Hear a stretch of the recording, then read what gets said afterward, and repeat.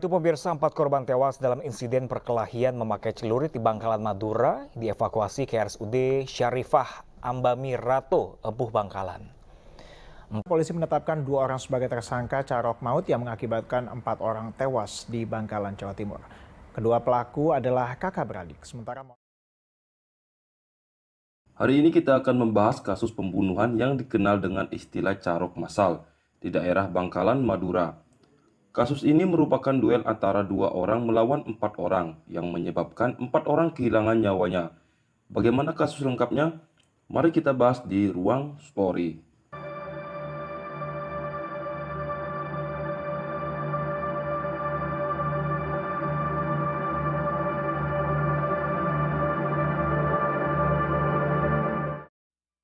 Seorang pria yang merupakan salah satu korban yaitu Mat Tanjar berusia 45 tahun. Dia merupakan warga desa Larangan, Kecamatan Tanjung Bumi, Bangkalan, Madura. Mat Tanjar ini bekerja sebagai penjaga tambak di daerah tempat tinggalnya.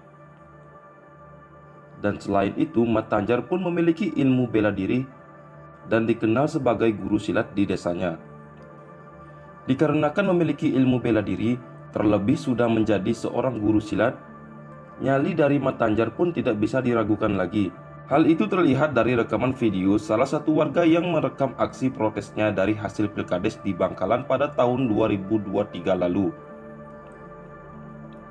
Di dalam video itu, Mat Tanjar mengenakan kemeja biru sarung motif berwarna hijau tua dan peci hitam, berteriak-teriak lantang seraya menunjuk-nunjuk ke arah balai desa. Hal tersebut dilakukan di depan aparat kepolisian, tampak wajahnya yang sangar pada saat menumpahkan amarahnya di sana.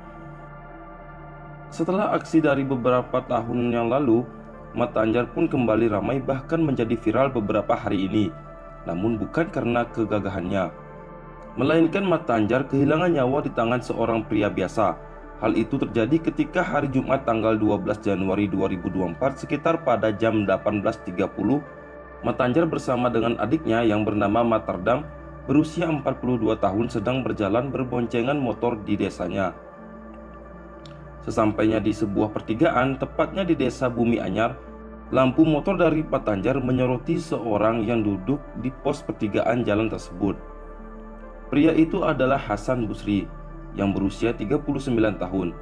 Hasan merupakan pria biasa yang kesehariannya hanyalah seorang tukang parkir. Pada malam itu dirinya sedang duduk menunggu waktu untuk berangkat tahlilan. Selain lampu motor yang dikendarai oleh Mat Tanjar terlalu silau menyorot ke arah Hasan, Mat Tanjar juga membawa motornya dengan ugal-ugalan. Selepas itu Hasan sempat menegur Mat Tanjar dan adiknya pada malam itu.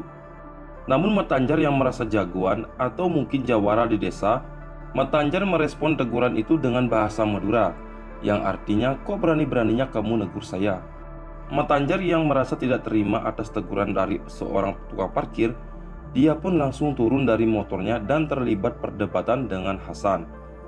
Dari perdebatan itu, Mat Tanjar dan adiknya langsung menyerang Hasan dengan pukulan demi pukulan diterima oleh Hasan. Mat Tardam memegangi Hasan dan Mat Tanjar yang memukulnya. Bukan hanya itu saja, Mat Tardam pun mengeluarkan celurit dan menunjukkan ke arah Hasan.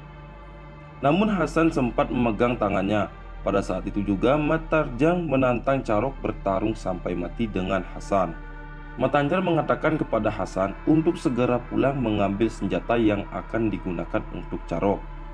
Mat Tanjar pun sempat mengajak duel di lokasi tambak tempatnya bekerja, namun ditolak oleh Hasan dan menjawab tidak usah, di sini saja. Hasan sebagai seorang pria terlebih merasa tidak punya kesalahan dan sudah dipukuli. Dengan kesal dia pun membalikkan badan dan berjalan pulang kembali ke rumahnya. Namun sebelum pulang dia berpesan kepada Mat Tanjar dan Mat Tardam agar tidak meninggalkan tempat itu. Hasan berjanji akan kembali menemui keduanya dan bercarok sampai mati. Ketika di dalam perjalanan pulang, Hasan berpapasan dengan sang adik yaitu Muhammad Wardi berusia 30 tahun. Dia pun menceritakan permasalahannya jika dirinya baru saja dipukuli dan ditantang carok oleh Mat Tanjar. Mendengar hal itu, mereka pun pulang dan mengambil 2 buah celurit di rumahnya. Sesampainya di rumah, Hasan bercerita kepada sang ibu jika dirinya sedang memiliki masalah dengan seseorang. Namun Hasan tidak memberitahu tentang permasalahan yang berujung dengan tantangan Carok sampai mati dari Matanjar. Ibu dari Hasan pun melarang anaknya untuk pergi agar tidak terjadi hal yang tidak diinginkan. Namun tekad Hasan sudah bulat. Hasan dan Wardi bergegas ke lokasi dengan mengendarai motor. Dan setibanya di lokasi, terlihatlah Matanjar dan Materdam yang berkerumun menunggu Hasan datang kembali. Namun kali ini mereka menunggu tidak hanya berdua saja, melainkan ada sekitar 10 orang yang sudah menunggu di sana. 2 di antaranya yaitu Hafid dan Najri. Melihat lawan di depan mata, Hasan langsung lompat dari motor yang belum mati. Hasan yang sudah gelap mata langsung mengejar Matanjar yang sedang memegang celurit. Sedangkan adiknya Wardi menyerang yang lainnya. Di saat itulah Carok massal pun terjadi. Dari 10 orang yang berada di sana, yang turun ke arena Carok hanya berjumlah 5 orang. 5 lainnya memilih untuk mundur dan hanya menyaksikan Carok itu terjadi. Saat itulah Hasan menebas celuritnya ke arah Matanjar secara brutal, hingga akhirnya Matanjar pun tumbang seketika. Pada saat Carok itu terjadi, celurit milik Hasan sempat patah. Dia pun segera mengambil celuritnya Matanjar dan langsung melakukan penyerangan kepada yang lain. Hanya dalam beberapa detik saja 4 orang pun langsung tumbang di tangan Hasan dan adiknya. Hanya menyisakan 1 orang saja. Saat lawan terakhir yang memakai sarung merah dan berbaju putih masih mencoba menyerang, Hasan pun memberikan pilihan kepada orang tersebut dengan berkata, "Kalau kamu memaksa saya bunuh juga." Dan akhirnya orang itu pun memilih mundur. Setelah kejadian tersebut, Hasan dan Wardi segera meninggalkan lokasi kejadian. 3 korban tergeletak tidak bernyawa di tempat kejadian. Mereka adalah Matanjar, Materdam, dan Najri. Sedangkan 1 orang lainnya yang bernama Hafid masih hidup dengan sejumlah luka di sekujur tubuhnya. Hafid sempat dilarikan ke puskesmas terdekat, namun sayangnya nyawanya tidak tertolong pada saat di dalam perjalanan. Seketika kejadian itu pun menjadi viral di media sosial dan warga sekitar pun segera melaporkannya ke pihak kepolisian mengenai terjadinya Carok. Pada jam 19.30, pihak kepolisian yang mendapatkan laporan segera datang dengan membawa 4 unit ambulan.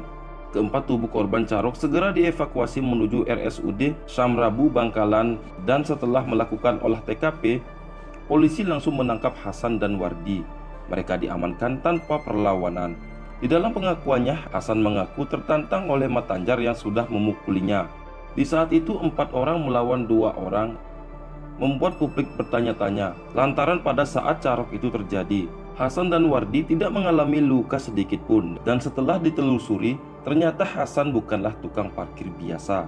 Dirinya pernah mempelajari ilmu bela diri silat ketika sedang merantau ke daerah Kalimantan. Setelah dilakukan pemeriksaan pada keempat tubuh korban, iring-iringan ambulan pun membawa keempat korban untuk dikembalikan kepada pihak keluarga. Isak tangisan keluarga menyambut kedatangan ambulan.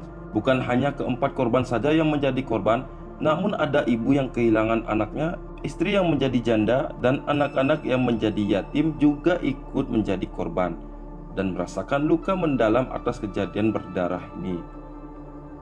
Menurut adat Madura, saat lawan sedang lengah dan diserang, itu bukan carok, tetapi pembunuhan, sama dengan pembunuhan menggunakan belati, pistol, atau benda tajam lainnya. Hal ini terjadi dikarenakan masyarakat menganggap jika tidak menggunakan cara carok, dianggap bukan laki-laki.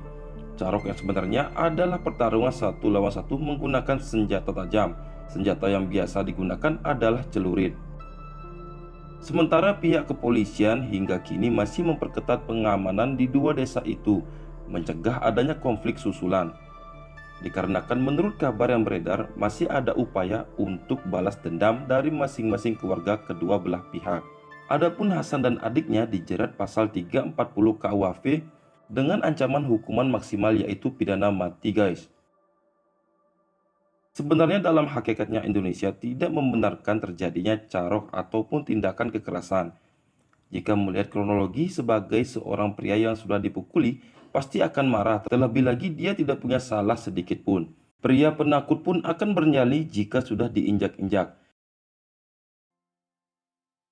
Pelajaran penting yang bisa kita dapat dari kejadian tersebut adalah tradisi atau adat turun-menurun yang pada saat ini sudah tidak pantas lagi kita kembangkan gak usah kita kembangkan lagi. Cukup hanya jadi cerita dan kisah masa lalu. Sekian video dari saya. Wassalamualaikum warahmatullahi wabarakatuh.